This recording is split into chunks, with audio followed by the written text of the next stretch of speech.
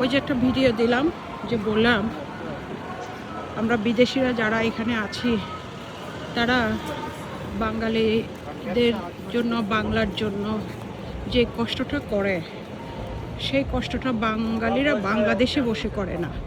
এখানে দল বল নির্বিশেষে মানুষ এগুলা ফাইট করে, জাস্ট মানবতার দিকে তাকাইয়ে।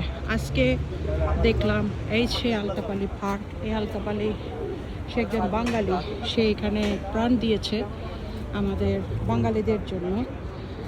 তার নামে এই পার্কটা হয়েছে, যদি বা এটা অনেক বড় ছিল সরকারে। মাই গড, কতগুলো কবুতর। সো অনেকগুলো, সো এটা সরকারে মানে ওই যে গেস্টে গেস্টে ওই যে ওই পাশের বিল্ডিংগুলো পর্যন্ত তুলে ফেলছে।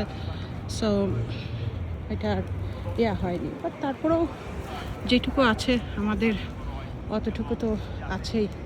যতটুকু পাইছি তবু তো আমাদের বাঙালির একটা স্থান পাইছি আমরা এখানে। আমাদের সব বাঙালিরা সব কিছু, আমাদের ভয়েস, আমরা এখানে এসে সেই আমাদের ভালো মন্দ যেটা সেটা আমরা এখানে বলি এবং আমরা এখানে সেই কথাটা বলতে পারি। সো এখানে এই যে সবাই আসছে আজকে রামিসার এর জন্য। রামিসার বিচার প্রতিবাদ সভা, এটা হচ্ছে যে রামিসার প্রতিবাদ সভা।